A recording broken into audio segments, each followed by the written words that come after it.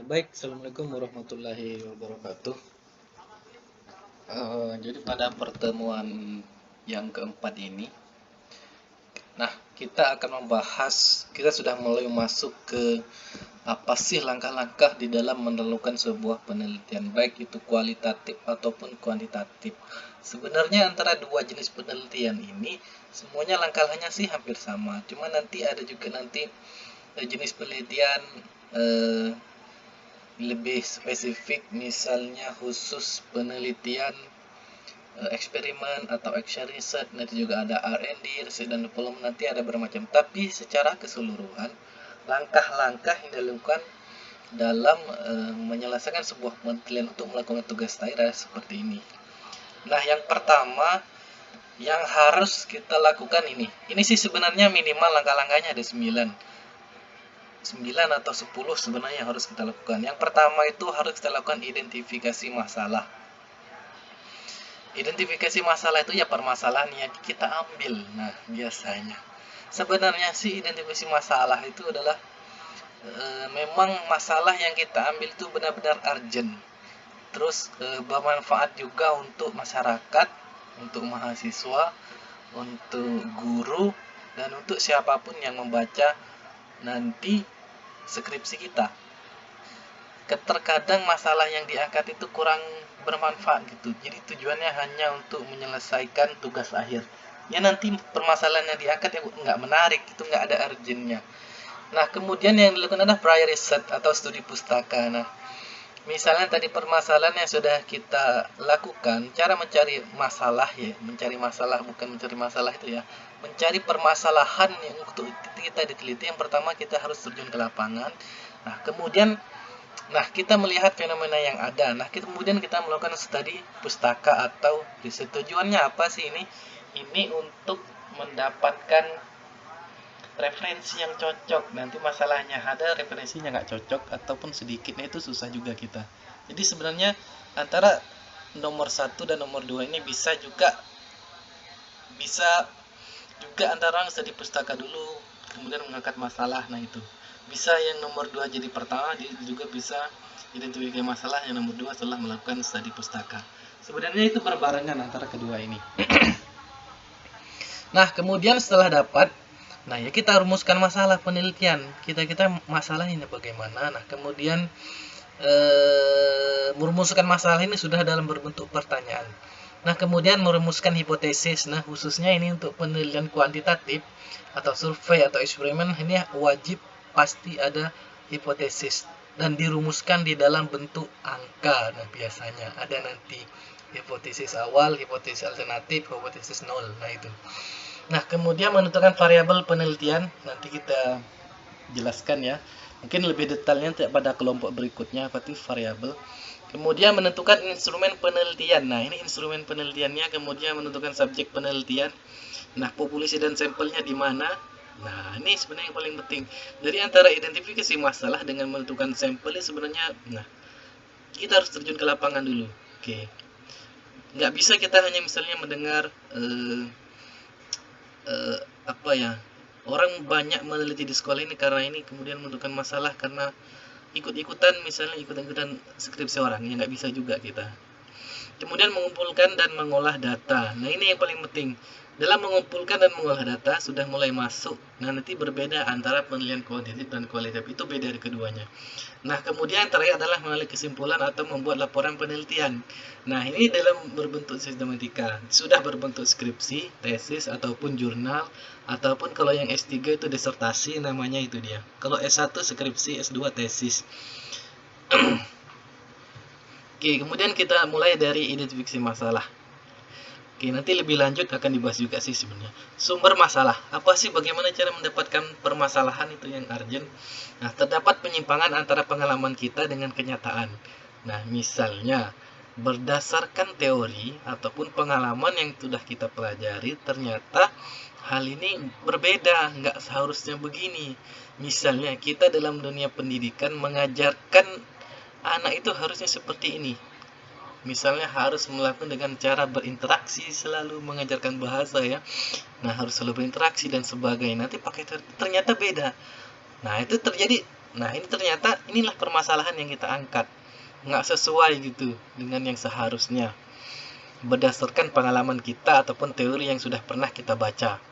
Kemudian terdapat penyimpangan antara apa yang telah direncanakan dengan kenyataan. Nah, ini biasanya orang misalnya nah ini terkadang adanya penyimpangan.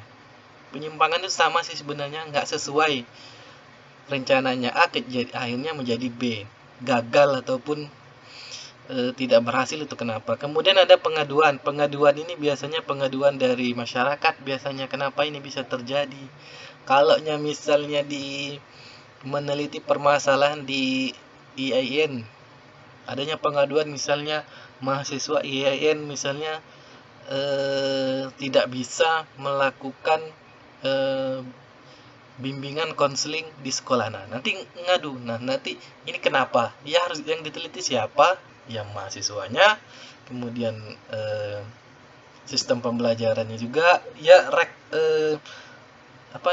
dosennya juga nanti kena. Itu yang diteliti. Itu misalnya ini ya pengaduan. Nah, atau juga misalnya pengaduan dalam hal-hal yang lain. Masyarakat mengadu ke kita. Nah, ini sebenarnya permasalahannya bagaimana. Ini bisa menjadi sebuah penelitian. Kemudian ada kompetisi. Nah, biasanya kalau ada kompetisi ini adanya misalnya persaingan pasar. Nah, terjadi kenapa bisa terjadi sebuah sumber masalah di dalam sebuah penelitian. Ini sih yang harus sebenarnya kita cara mendapatkan masalah. Tapi rata-rata kalau orang mencari masalah itu ya lihat buku, ini masalahnya sama, kemudian diambil juga, paling beda sampelnya. Nah, ini yang nggak menarik gitu loh, memang nggak benar-benar terjadi gitu loh, cuman mengikut skripsi yang sudah ada, nggak ada urgentnya. Oke, next adalah ini prior research. Nah, boleh, ini studi pustaka, sumber referensinya berbagai macam.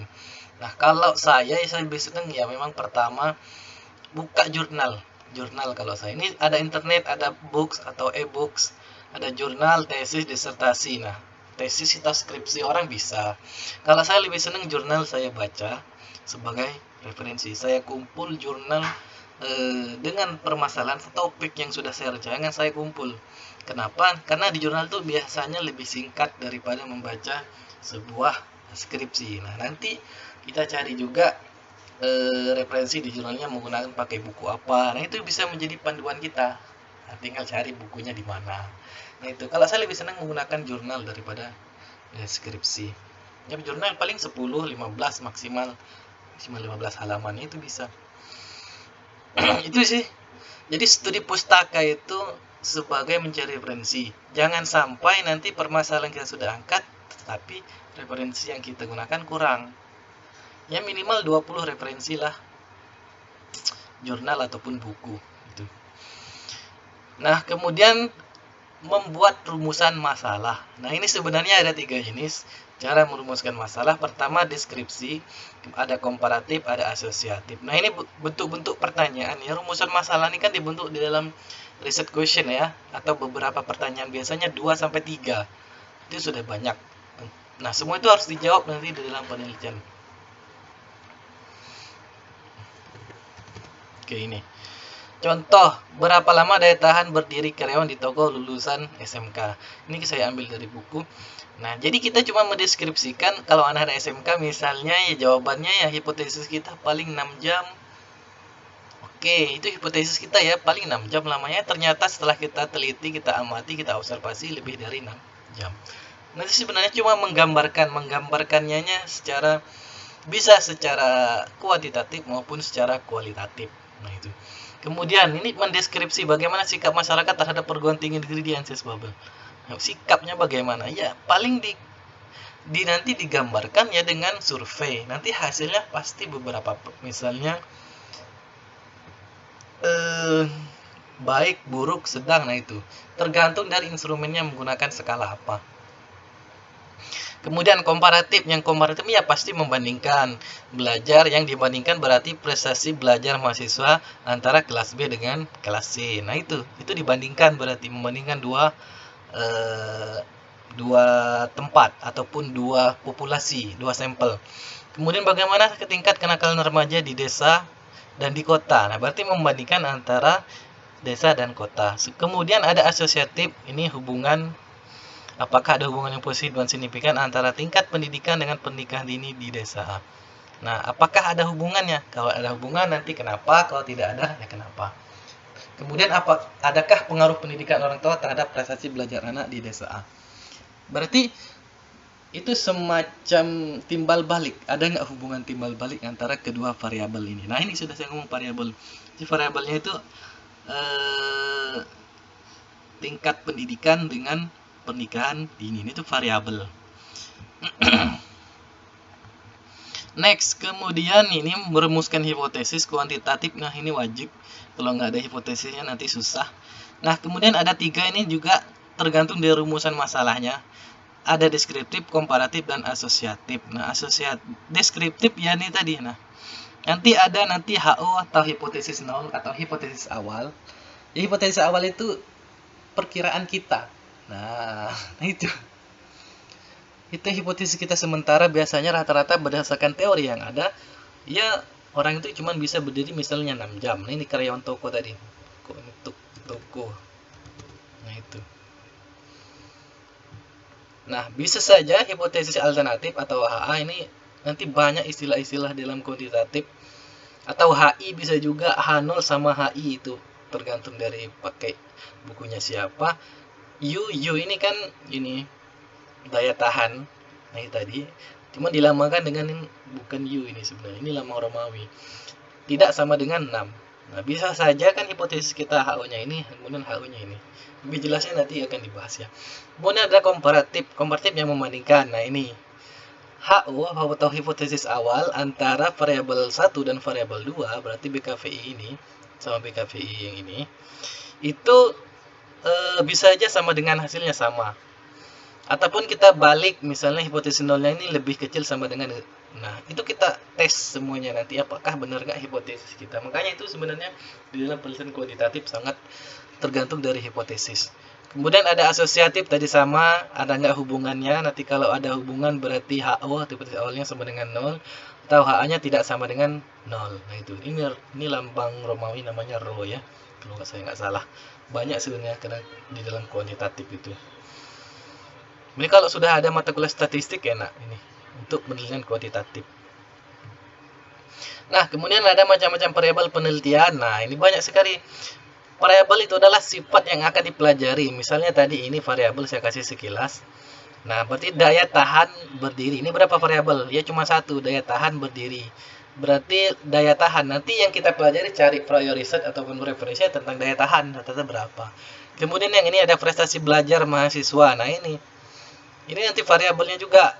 Berarti prestasi belajar yang kita cari itu masuk dari variabel sesuatu yang akan kita pelajari. Nah, ada nanti independent variabel bebas, kemudian ada dependent variabel terikat.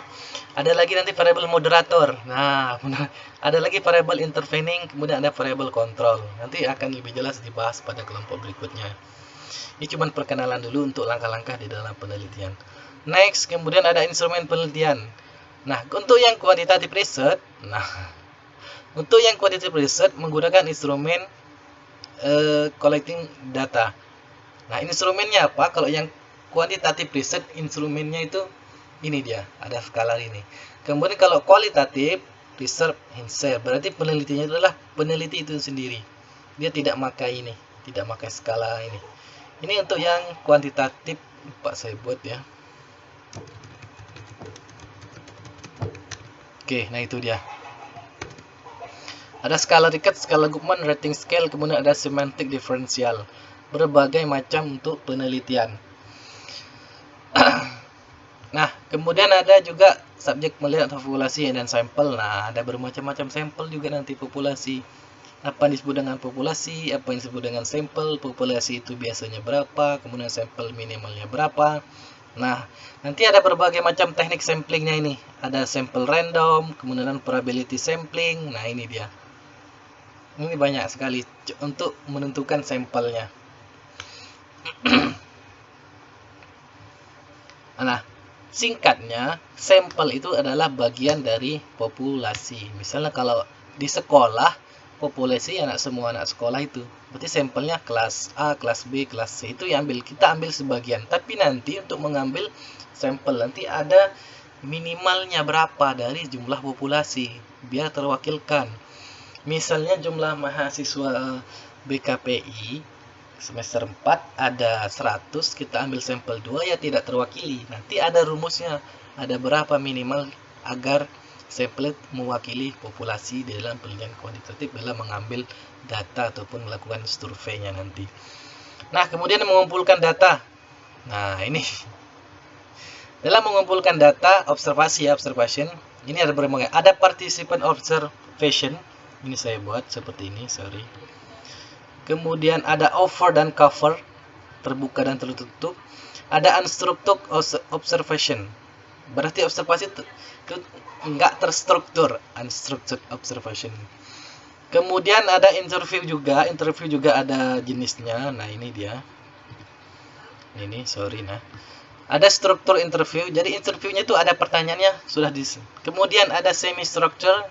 Nah, kemudian ada unstructured. Nah, berarti tidak tertata. Ada lagi nanti in-depth interview. In-depth interview itu berarti pertanyaan sampai ke dalam, sampai ke akar-akarnya, itu in-depth interview. Kemudian ada kuesioner atau angket lah kalau bahasa kita. Kemudian ada dokumentasi. Dokumentasi ini biasanya dijadikan sebagai sumber data sekunder, data kedua, sebagai penyupport data pertama. Nah, itu. Kemudian ada triangulation. Triangulation itu adalah teknik mengumpulkan data 3 jenis. Pertama dari observasi, kemudian ada interview, nah kemudian dokumentasi. Itu disebut triangulation. Tiga faktor cara mengumpulkan data. Nah, kemudian mengolah data. Nah, ada 2 macam cara mengolah data. Kualitatif. Mengolah data penelitian, kemudian ada kuantitatif. Nah, ini. Nah, ada analisa datanya, ada statistik deskriptif, ada statistik inferensial. Nah, apa lagi ini? Nah, nanti ada lagi statistik parametris, kemudian non parametris. Ini sebenarnya nanti akan kita bahas lebih. Kuantitatif ini agak itu dia. Agak lebih mengenal istilah-istilah statistik. Nah, itu. Makanya kalau belum mengambil statistik agak bingung sih dalam pilihan kuant. Nah, kemudian kalau dalam kualitatif nanti cara mengolah datanya, karena bukan berupa angka ya, jadi ada data reduksi, kemudian ada display, cara menampilkan data, cara membuat kesimpulan. Lebih jelasnya nanti kita bahas pada kelompok berikutnya ya.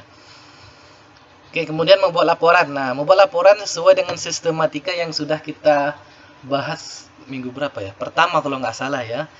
Nah, sistematika pembuatan laporan kualitatif, sistematika pembuatan skripsi kuantitatif. Nah, itu dia. Nah, itu dalam membuat laporan dalam bentuk skripsi, kemudian tesis, disertasi, dan jurnal. Nah, ini dia. Ada sistematika dalam membuat laporan penelitian kita. Sebenarnya itu sih langkah-langkah yang harus wajib kita lakukan di dalam melakukan penelitian. Oke, saya kira itu untuk sedikit tambahan untuk materi pada pertemuan keempat ini. Saya rasa demikian. Saya wabillahi taufik wal hidayah. Wassalamualaikum warahmatullahi wabarakatuh.